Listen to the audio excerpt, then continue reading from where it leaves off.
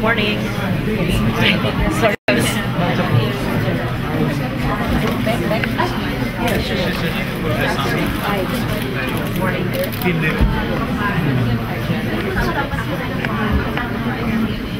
Organize the World Bank and the Philippine Senate.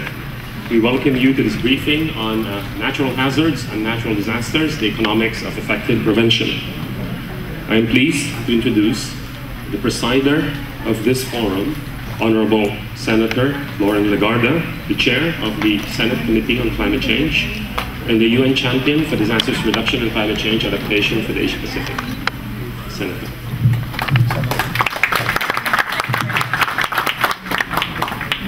Thank you. Mike?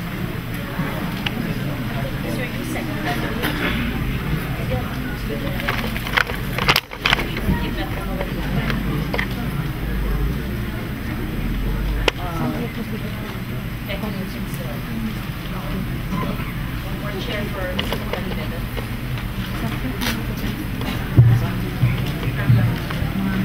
Thank you very much and good morning. It's a full house today in the Senate. I'm glad that even if it's not a Senate investigation on controversial matters, and this is a World Bank technical briefing, we have important officials in government as well as members of Congress and the bureaucracy represented here, because this is equally, if not even more important.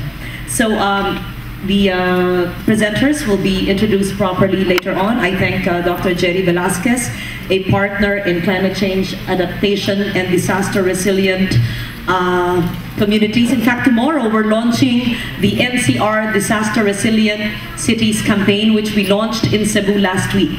But that's another story altogether. Let me just read a brief opening statement, lest my very hardworking staff chide me again for not reading what they prepared for me.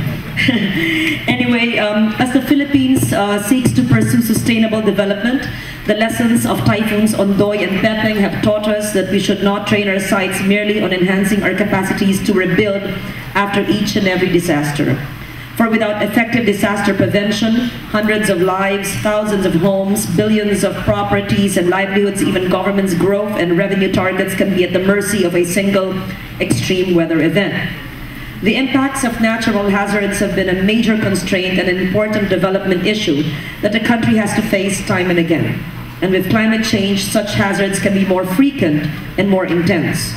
While the occurrence of some natural hazards may be inevitable, they need not turn into disasters. And this is the mantra of the UNISDR, that we may not be able to control the 20 typhoons that hit the Philippines every year, but we can actually minimize the impact of disasters. We don't have to transform natural hazards into tragedies and disasters. Their impact on our society and economy could be reduced, if not prevented, and our development gains preserved if risk reduction is done right. This is the key message of the publication, Natural Hazards and Natural Disasters: The Economics of Effective Prevention, a recent report on the economics of disaster prevention jointly produced by the World Bank and the United Nations. We are fortunate that we are only the second country in the world to receive this very special briefing. We are grateful that the team leader of the report, Mr. Apurva Sangji, has come over to make the presentation. We also thank the World Bank Philippines Country Director, Mr. Bert Hofman, and the World Bank Sector Coordinator, Ms. Zan Zhang, who will also share their insights.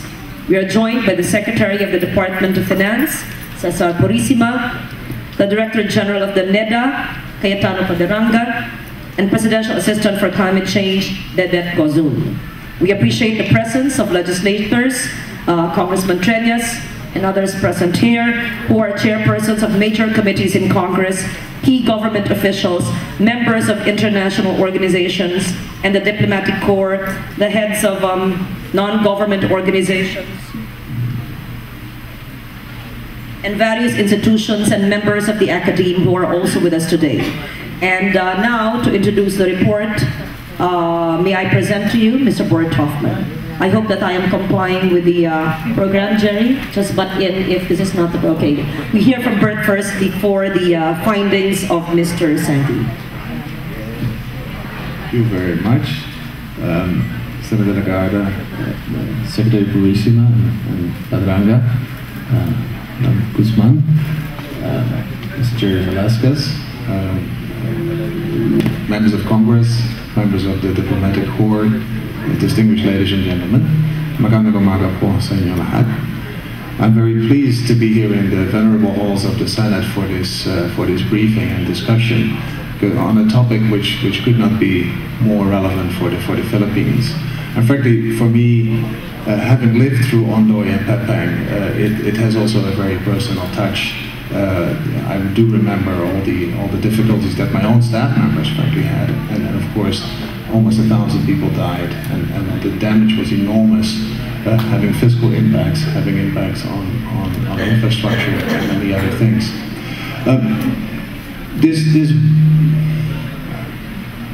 Let me try and get better sound.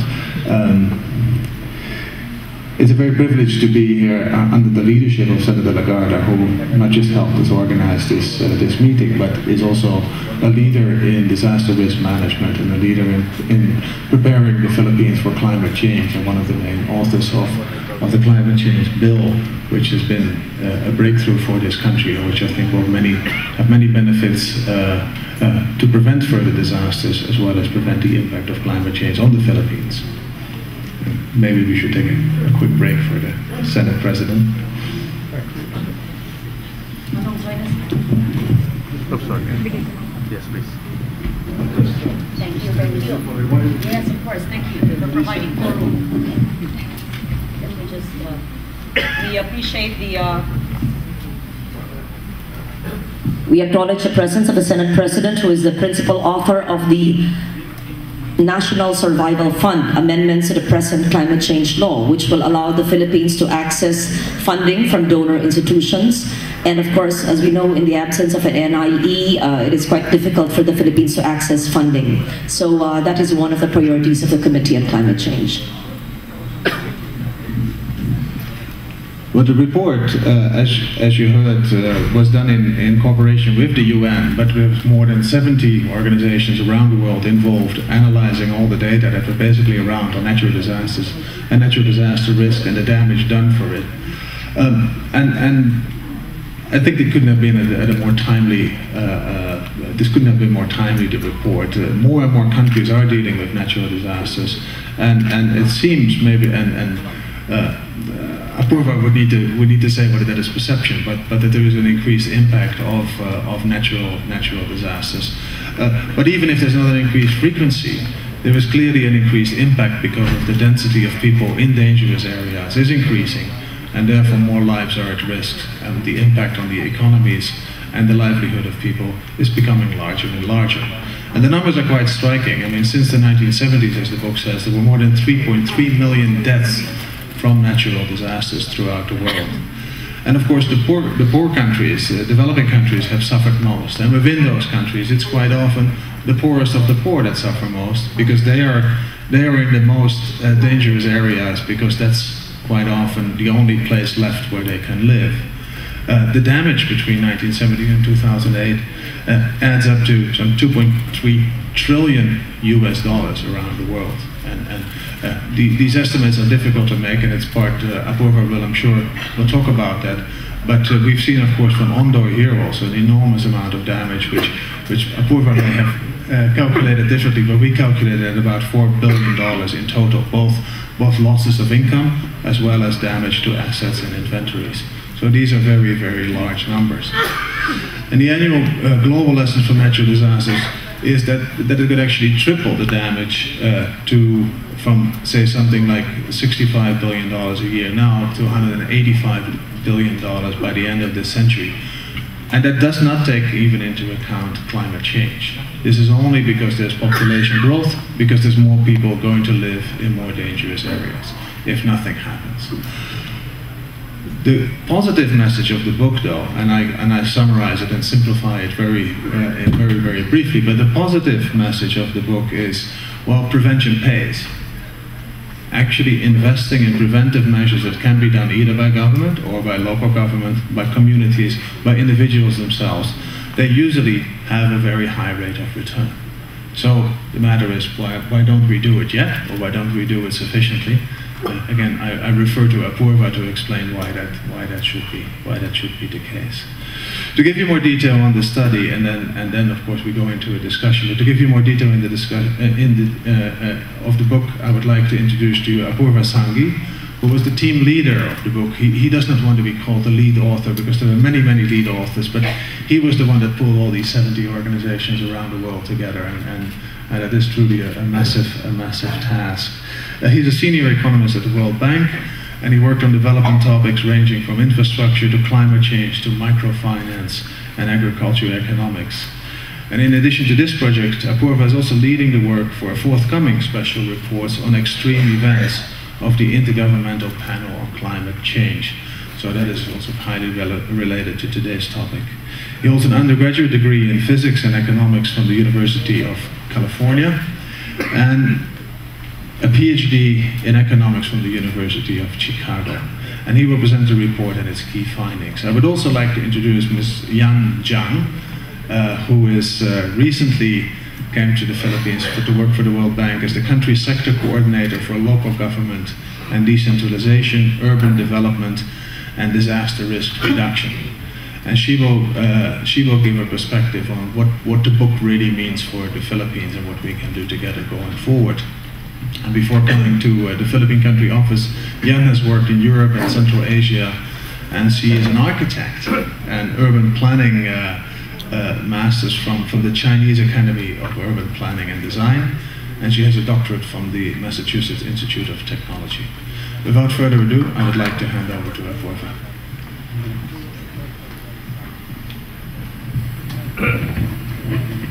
Thank you, Bert. Senator, Excellencies and distinguished guests, it's a pleasure to be here today, an honor and privilege.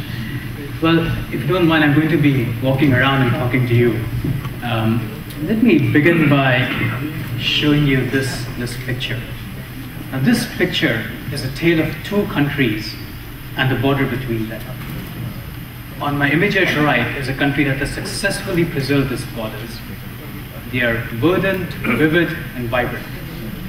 On my far right is a country whose hill slopes are stripped, stark, and silent.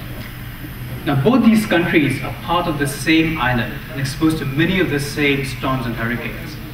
Its storm damage in the country on my far right, Haiti, is far more severe than in its neighbor, the Dominican Republic.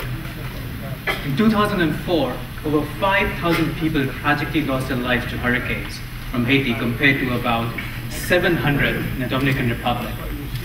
And again, in 2008, about 700 people lost their lives in Haiti, compared to about a dozen in the Dominican Republic. Now, as this picture shows so clearly, deforestation is a visible difference. Massive deforestation in Haiti causes rains to wash mud, rock, debris into populated areas. But why is there so much deforestation in Haiti compared to its neighbor? While that may be the visible difference, the less visible one is the quality of institutions. Haiti's institutions have suffered from decades of misrule and unraveled the social fabric of shared relationships, norms, values, and encourages communities to come together with their own sustainable prevention measures.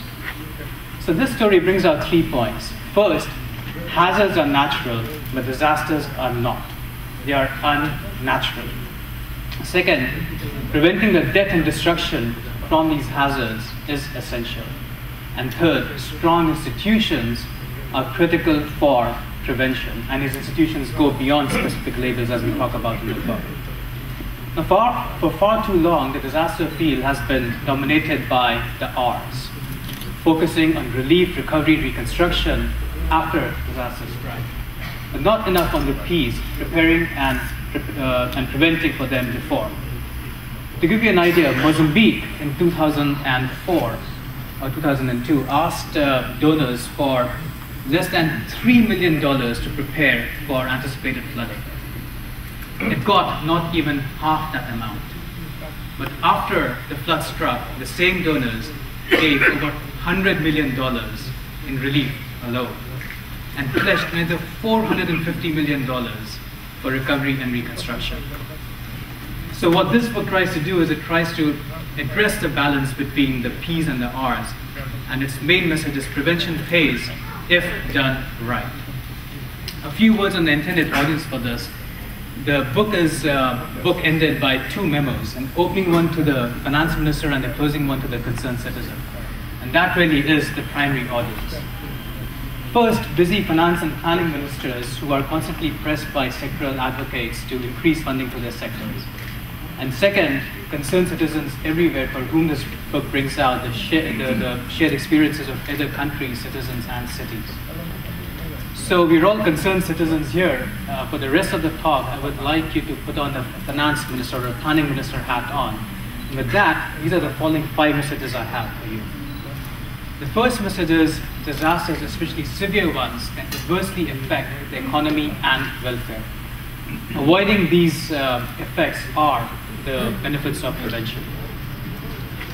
The second is prevention pays, but you don't always have to pay more for prevention. It's a bit of a counterintuitive message, and I'm going to spend most of my time talking on this, but it is an important one. The third message is, well, you don't always have to pay more for prevention, but sometimes increasing targeted public spending in some areas is warranted. And even moderate increases can have enormous benefits. The fourth message is effective prevention cannot rest on a single measure or simple slogans. While that may seem obvious, sometimes to state the obvious is to call it into question, as you will see. And the fifth message is about the future. The future of the disaster prevention landscape will be shaped by growing cities and a changing climate. But if we take the correct steps today, we don't have to fear the future. The future can be managed. So in the remaining 25 minutes I have left, I'm going to elaborate on each of these 5 messages to give you a flavor of the conceptual, empirical, and analytical underpinnings behind them. So message 1, avoiding the adverse effect of disasters or the benefits of prevention. Remember, we all have a finance minister hat on. So the first question as a finance minister you should ask is, well, what is the evidence that disasters have adverse effects on my fiscal position?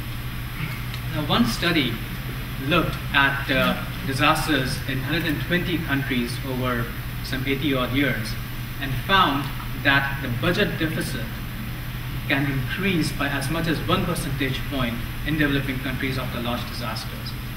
Now, this is a particularly live issue in Pakistan at the moment, where the fiscal deficit can balloon up to 7%. Now, donors often provide aid after disasters, but as we discuss in the book, detailed country studies from Bangladesh, Malawi, and the Dominica show that they often do so simply by relabeling aid. So aid may not boost what finance ministers or governments have to spend, and they have to ultimately rely on their ability to tax the citizens and spend accordingly. So the finding that disasters can adversely affect your fiscal position is a relevant one for a finance minister. Now, the second question as a finance minister you should be asking yourself is, well, how do disasters affect my growth and growth rates? I know that output falls in the area affected, but what about the rest of the economy? Are these effects temporary or long-lasting?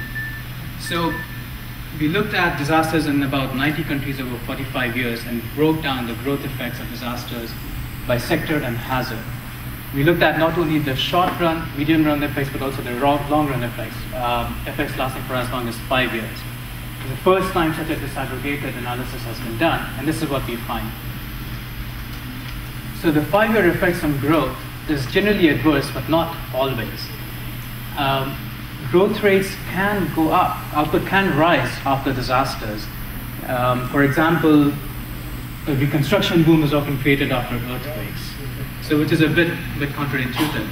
But this is for all disasters. Look at what happens when we consider only the most severe ones. The adverse effect of droughts in agriculture more than doubles, and the previous positive offsetting effects just disappear. So the finding that severe disasters have an adverse effect on growth rates, irrespective of hazard type or sector, is another relevant finding for the finance minister. I guess this is a good point, good place to make the point that GDP is not, output is not the same as welfare. Even the output may go up after disasters in certain cases. That's more in the accounting sense. Disasters have a huge impact on welfare. They can cause mental trauma. They can increase malnourishment. So the point is, these two concepts should not be confused with each other, and economists are often guilty of doing so. And perhaps Peter Bauer, the great Australian development economist, said it best. He said, if output were a perfect measure of welfare, we would all rejoice the birth of a farm animal and bemoan the birth of our own children. So in the book, we talk about the long-term impact of disasters on welfare. So for example, we talk about how temporary deprivation from disasters can permanently stunt growth and reduce cognitive abilities in young children. So for example, in the Philippines, we show that reading and math scores are 0.75 standard deviation lower for stunted children. So the larger point here is that, well, let me show you the quote from Nobelist Amartya Sen. Disasters affect the freedom to achieve the actual livings that one can have a reason to value, and these are not captured in GDP statistics. So avoiding these consequences, these adverse consequences on welfare and output, brings about the benefits of prevention, and that really is the first message. Now the second message is prevention pays, but you don't always have to pay more for prevention. Now we looked at, we worked with the Wharton Business School, the Risk Management Center, IASA, RMS, and some of the best brains in the business to come up with, well, what is evidence that prevention pays? And what we did was we looked at the benefit cost of prevention in 4 different country contexts for different hazard types, and find that in St. Lucia, for example, the benefit cost ratio is more than 1. So evidence that prevention pays. And in the other countries, it's even higher. So prevention clearly has high benefit cost ratios. But we don't stop here. We ask a deeper question. Well, if prevention pays, why don't we see individuals taking on more prevention? And that brings me to the second part of this message, that you don't always have to pay more for prevention. And I'm going to talk about 3 things. First is letting land and housing markets work. Well, you know, if you put 6 economists in a room, you're likely to get 6 different opinions. Economists disagree on a lot of things, but there are a few things that they agree upon. And one is rent control. In the words of Nobelist Paul Krugman, it's one of the best understood and least controversial topics. Now, rent controls are pervasive in about 40+ countries. Not just in developing countries, but also in developed countries, New York City, San Francisco. Now, you might be wondering, what's the connection between rent controls and disaster prevention? Well, it's quite simple, actually. If you're a landlord living in a rent-controlled society, what incentive do you have to incur higher investment in making your property safe if you cannot recoup that additional investment in the form of higher rents? So another distortion we talk about is insecure land titling. If you're a poor person living in illegal land, living under the fear that tomorrow a cop would come and just boot you out of your land, again, what incentives you really have to undertake any, medium to long-term preventive investments, even short-term preventive investments. So distorted markets reduce the incentives for prevention. And removing these distortions can go a long way, and it doesn't necessarily cost the finance minister to spend more. And in the book, we talk about other such distortions, skewed tax structures, obsolete flow-area ratios, and so on and so forth. The second thing I wanted to talk about was how much do governments spend on prevention? Now, we did some detailed, some detailed analysis for 4 countries, Colombia, Indonesia, Nepal, and Mexico. And I'm going to show you just the Mexico figures. These are similar for other countries. So the solid line is how much governments spend, how much the Mexican government spends on pre-disaster spending. And the dashed line is how much it spends on post-disaster spending. Well, 2 things jump out. Pre-disaster spending on average is lower than post-disaster spending, and post-disaster spending fluctuates a lot more. Now you can take out from these results what you can, but after asking the question, how much government spend on prevention, we realize that that's not exactly the right question to ask. A better question to ask is, are governments spending effectively? And the short answer to that is no. In many countries, governments spend ineffectively or inefficiently, or both. For example, governments routinely neglect spending on maintaining their existing infrastructure. To give you an idea, in sub-Saharan Africa, underspending on maintenance has created a huge backlog. The red bars show the share of assets in need for rehabilitation. And on average, that's the yellow bar at the end, about 30% of assets in a typical sub-Saharan African country are in need for rehabilitation.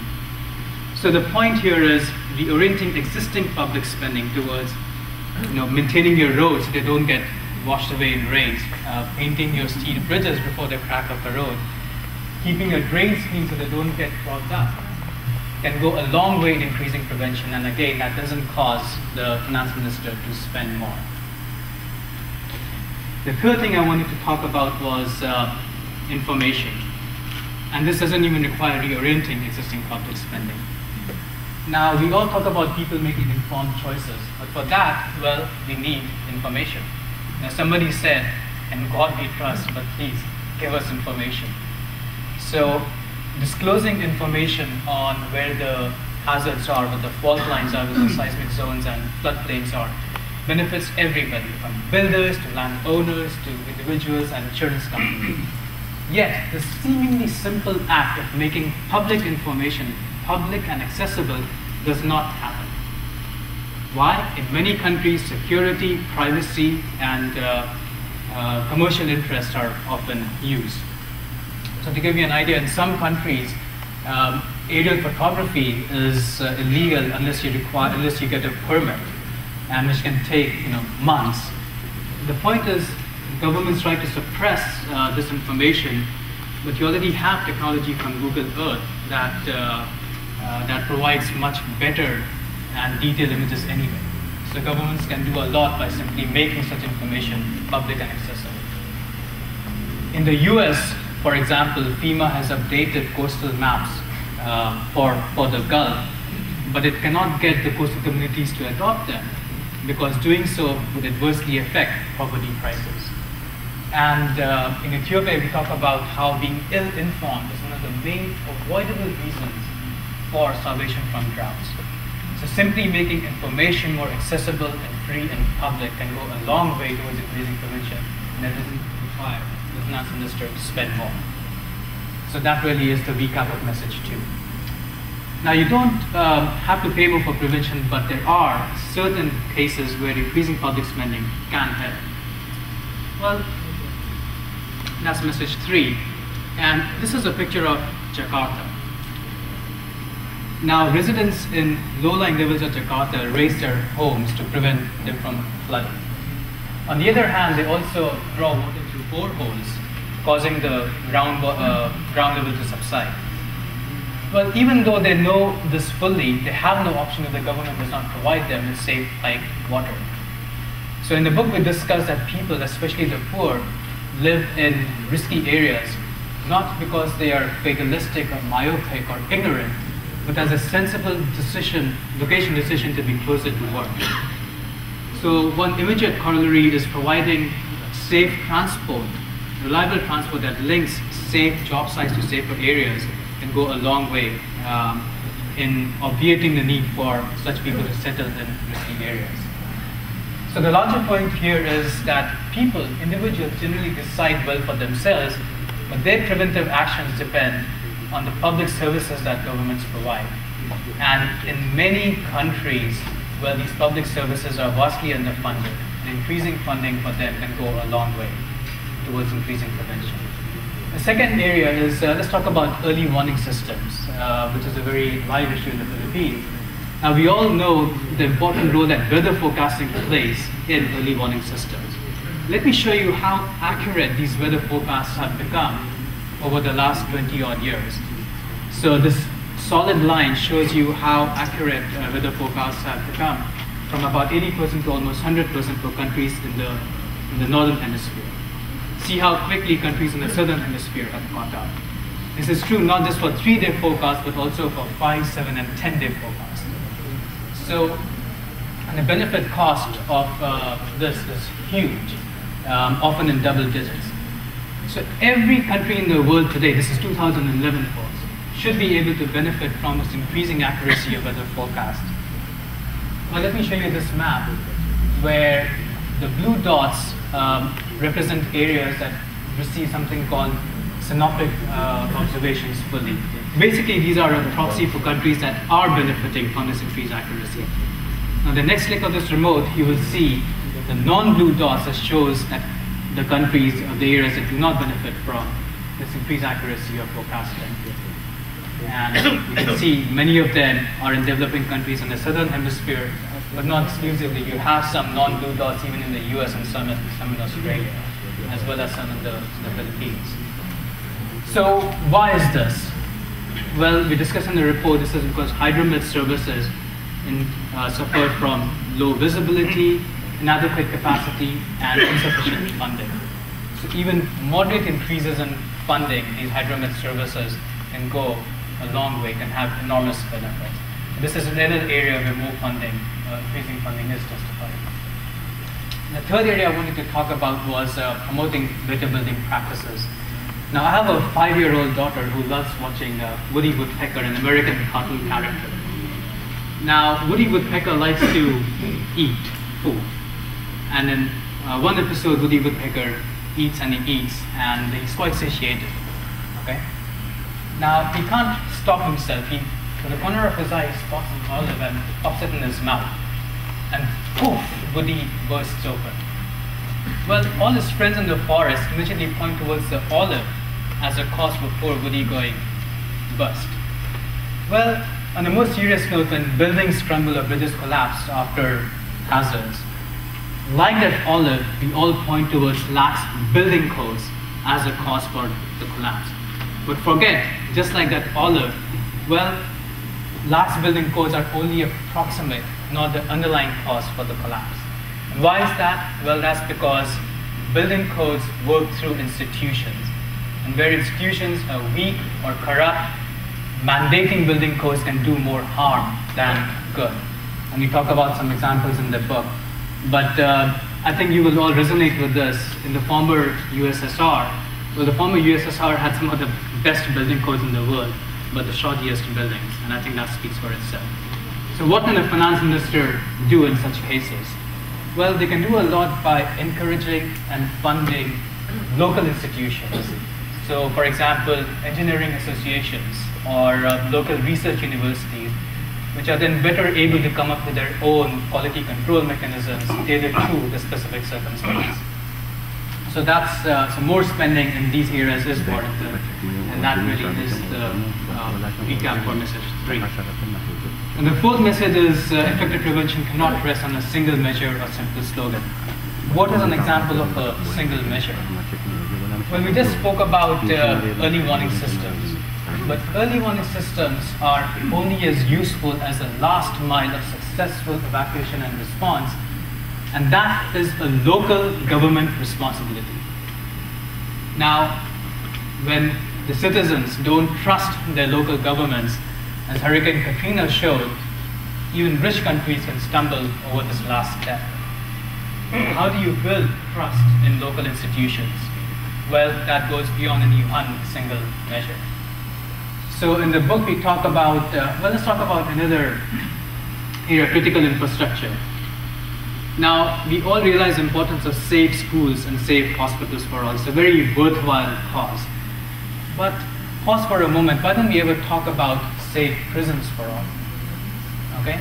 Now think of what happened in Haiti when the main prison in Port-au-Prince collapsed. Over 4,000 inmates were out on the loose. So don't you think that affected the functioning of the economy? So in the book, the point we make is, well, the list of critical infrastructure has to be kept short. If everything is critical, then nothing is. And even the US has difficulty doing this, and it's likely that other countries do too. Now, what's an example of, good example of critical infrastructure?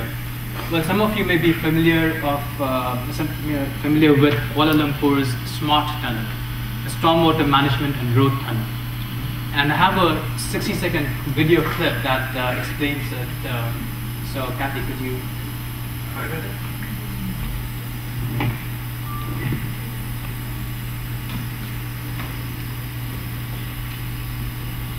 The project is called SMART, short for Stormwater Management and Road Tunnel. The SMART concept is surprisingly simple. First, build a massive 9.7-kilometer-long tunnel directly under Kuala Lumpur to safely funnel floodwaters from the Klang River at the north to the Karayong River in the south. Then, insert a 3-kilometer-long double-level toll roadway to help solve the city's traffic problems. Commuters can travel on the road decks while water flows below in a sealed flood channel. But that's not all. What makes the smart design truly unique is a feature that would arm the city against a worst-case scenario. If a giant river surge is headed toward Kuala Lumpur, the 2 road decks could be evacuated and serve as additional flood channels to carry the raging waters underneath the city and... Okay, so this is basically a tunnel that's at 3 levels. The top could carry road traffic and the bottom functions as a drain. Now, combining this idea of a tunnel with a drain is absolutely brilliant. It costs much less than building the 2 separately. But the point we make in the report is infrastructure like this requires innovation and imagination. Many good decisions at many levels are required. Now, this goes beyond any one single measure or simple slogan. And that really is the recap for our message 4. Now, the 5th and final message is the future can be managed. Now, the future of the disaster prevention landscape will be shaped by what we call the 3 Cs. Cities that are growing, a climate that is changing, and with that, the threat of climate-induced catastrophes. Well, let's take the first C first, growing cities. Now, in background work, we developed a demographic economic model to show how exposure in large cities will grow from cyclones and earthquakes. These are not simple trend projections, but there's a lot of technical work behind it. So exposure to cyclones, so the population living in large cities, the exposure goes from about 310 million people today to about 680 million by the year 2050. For earthquakes, the population at risk goes from about 370 million today to about 870 million by the year 2050. So the exposed population exposure will clearly go up. And most of this rise in exposure is in the Asia and Pacific. So we talk about how managing this exposure and related vulnerabilities is so important for city managers and planners, and we discuss that in the talk. The second C is climate change, which is a controversial topic nowadays, especially given its linkage to extreme events. Now, what we did in this report was we collaborated with some of the best climate scientists and economists from Yale, MIT, Harvard, Scripps, and other organizations. I'm going to show you just 3 slides, and I'm going to talk about only the tropical cyclone effects. But this is what we did, in simple terms. We looked at what damages today are from tropical cyclones world over. And these are roughly about $28 billion, and everything is in real terms. Now, assuming a world with no climate change, we calculated what these damages would look like by the turn of the century. So no climate change, what happens to this people? Well, that more than doubles to about $55 billion, because as Bert mentioned, because of increased population growth and increasing value of property. We then impose climate change on top to see what happens to this green bond. Well, does this go up or go down or remain the same? And this is what happens. Well, damages more than double. And the $54 billion are added on top of the green bond. So clearly expected damages as a result of climate change induced tropical cyclones will go up. Well, but these damages are not expected to come in a steady stream. What do I mean by that? Well, let me show you. This is the damage distribution of tropical cyclones in the current climate. In simple terms, this is what this graph is saying. $100 billion storm today comes once in every 100 years. This is in today's climate. Well, by the turn of the century, the damage distribution shifts something like this. Okay, which means the same $100 billion storm comes once every 56 years. So this is a powerful finding which basically shows you that the most rare and damaging storms of today will become more frequent by the turn of the century in the future. And these damages will vary by location. The US, China, and Japan capture about 90% of the damages. But when scaled by GDP, it's smaller countries and the smaller island countries that suffer the most.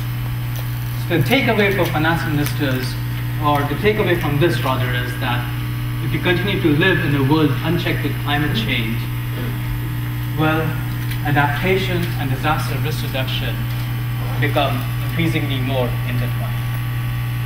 The third C we talk about is climate-induced catastrophes, so melting of the ice sheets or disruption of the ocean currents. And the focus is more on the economics, not on the science. And here we propose basically a portfolio, a flexible portfolio of measures comprising of rapid emissions reduction, large-scale adaptation measures, and something called geoengineering as a scale of work. But the larger point here is that these 3 C's are shifting the onus of prevention ever more from individuals to governments. And this requires institutions at all levels. And the takeaway for the finance minister is, well, you can't single-handedly solve the climate change problem. You don't run cities, but you do control very important aspects of financing. So if you can help correct the problems of the present, well, generations to come will welcome the future. As my mother says, yesterday is not for us to recover, but tomorrow is for us to win or lose. And that really is the essence of the final message. So in closing, I'd just like to say that there are many aspects of the book I did not talk about today. We tackle a lot of tough and provocative questions. So for example, should all disasters be prevented? Should we put dollar values on lives saved or damages mitigated from disasters? Does foreign aid help or hinder prevention? But I would like to draw your attention to the closing, to one aspect of the book, which is the closing memo to the concerned citizen. And this memo is special because it brings out the deeply personal narratives of 2 of my colleagues who survived 2 harrowing disasters, the 2001 Gujarat earthquake in India and the 2004 Aceh tsunami.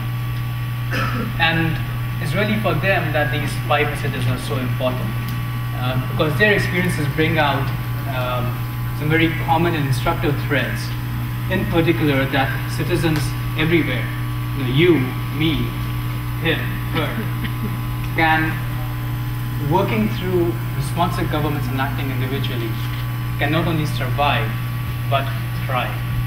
And after all, isn't that the basis for sustainable development? I'll end here. Thank you.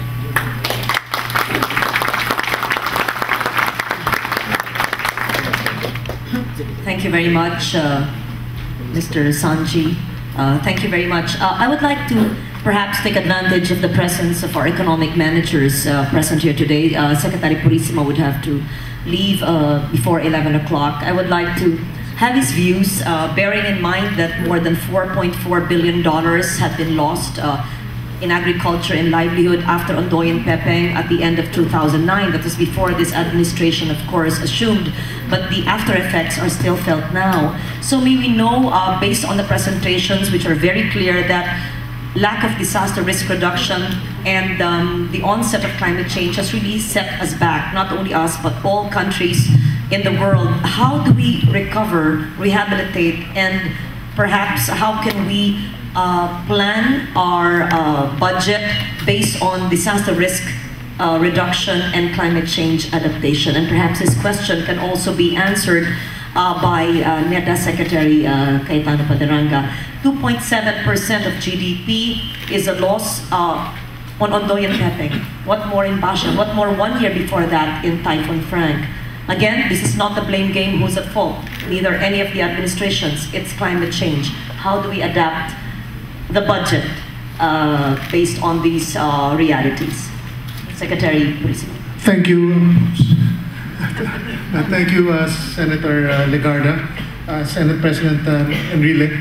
This is really a timely fora, because what's going on around us, I think it's very clear that climate change is very real. In fact, during the last World Bank meeting, in my statement in the World Bank, I emphasized the fact that one of the impacts of globalization is climate change. And as such, since developed countries are big winners in globalization, we should work together with them in addressing these issues, because countries like us, that are less of a beneficiary in globalization and our coastal states are paying the price. One strawman that I presented was mandatory disaster risk insurance, where the premium is based on the carbon footprint of the countries. This is a good way to share the burden.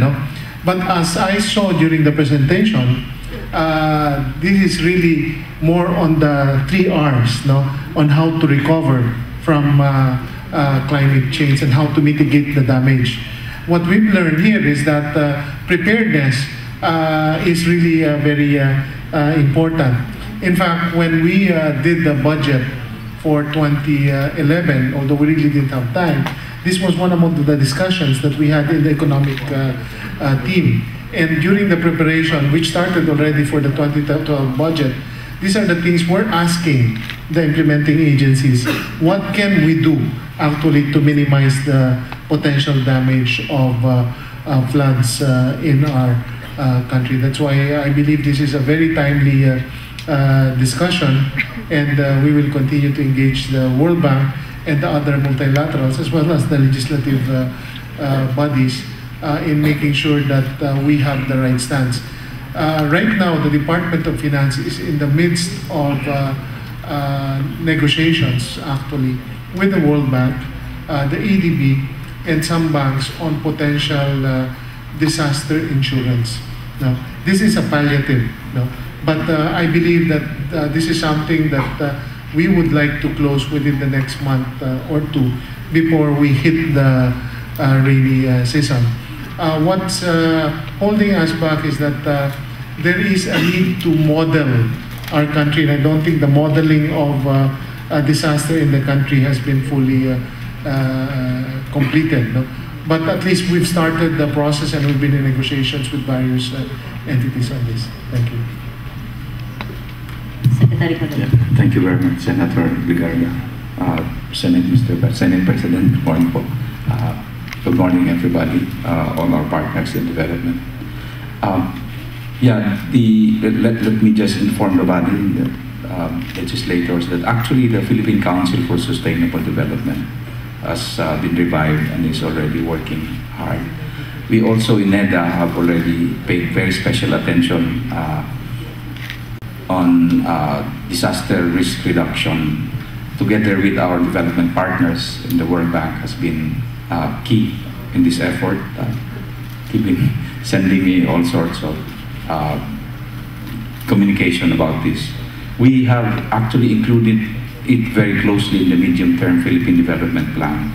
It's spread all over the chapters. We talk about the issues and concerns in several areas and strategies of how to adapt to them in areas on social development, agriculture, environment, and natural resources. But perhaps just as important to everybody, there actually is a chapter on the environment that's included.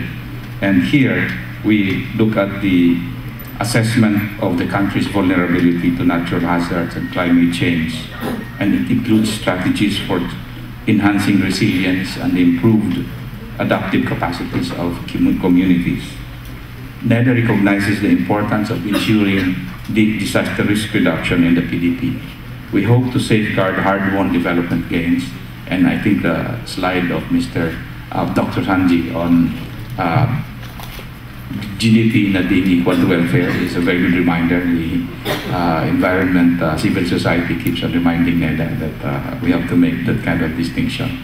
Don't worry, they are very strong on this point, and that we have to actually pay direct attention. We hope to safeguard hard-won development gains Moreover, given our lack of financial resources, we hope to increase our resilience to disaster so that we can channel our resources to productive activities. This will be continuing emphasis of government, especially as we start seeing the dire effects of climate change and disaster. We hope that at NEDA, we'll be able to help ensure that in development planning will serve as an effective mechanism to mitigate disaster and overcome vulnerability. Thank you very much. Thank you.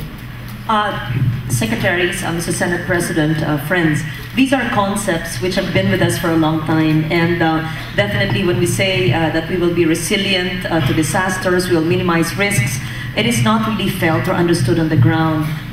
May we know how we in the Senate, we in Congress, can help plan the budget with the DOF and the NEDA and even the DA, DPWH and the OCD, so that it will really be actualized and operationalized on the ground as a climate adaptive and disaster resilient budget. We always say that yes, we are studying it, but how can we, in short, how can we make the National Commission on Climate Change effective and really help local governments with climate adaptive projects on the ground? How can the newly appointed Presidential Assistant on Climate Change advise the President to really make his team work so that we have safe hospitals, safe schools, and safe infrastructure in the event of earthquakes, which are not brought about by climate change, but which are there, which makes our country vulnerable, or in meeting the 20 typhoons a year. The challenge is, secretaries, is how do we operationalize this and make sure that the 2011 budget is really attuned to climate change and disaster resiliency, and that the 2012 budget is even more prepared for these occurrences. May we hear from both secretaries. Thank you. On our part, as I mentioned earlier, Senator, we are already in the process of negotiating the disaster financing and potential insurance. In fact, we should be able to close this within a month or so. We've been exploring this since we took over in early July, and we've been in many discussions, not only with the World Bank, but ADB. So that will be operationalized already.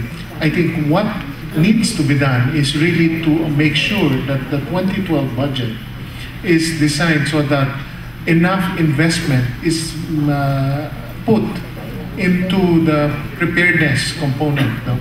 And now, I think what is missing is the identification of what are these projects that would be funded. No? And that's why I think it's very timely, because we started the budget process already. And maybe a session with yourself, Madam Senator, and the other agencies to talk about the strategy and how we get the inputs, I think is very important. The MTPDP is also in the process of being put together, and there's a whole chapter on this that I think Secretary Padaranga is in a better position to discuss. Thank you very much, Madam Senator. Well, it would actually help, as Secretary Purisima was saying, maybe then Congress, Mr. Senate President, could help support us in putting aside money for the disaster prevention. There might also be other legislative acts that may help. A review of the building codes can be done to make sure that this is more location specific and will fit different parts of the Philippines. We can also review the transportation system, Senator, to check whether they in fact already consider the potential impact of changing sea levels, if ever any, and certain earthquakes. So, and from the point of view of the Senate and the House, maybe the oversight committees can start asking for reports from each of the agencies to see how they have included this. We on our end, as we have said, we're very conscious of this in the planning side and also on the implementation side. The Department of Budget and Management has included that in the estimates of projects. There will be more that we can do, but perhaps it will also come with discovery as we work on it. I believe before we proceed, there's another presentation from Ms. Zan Zhang. Are you ready with that? Of the implications of the findings on the Philippines.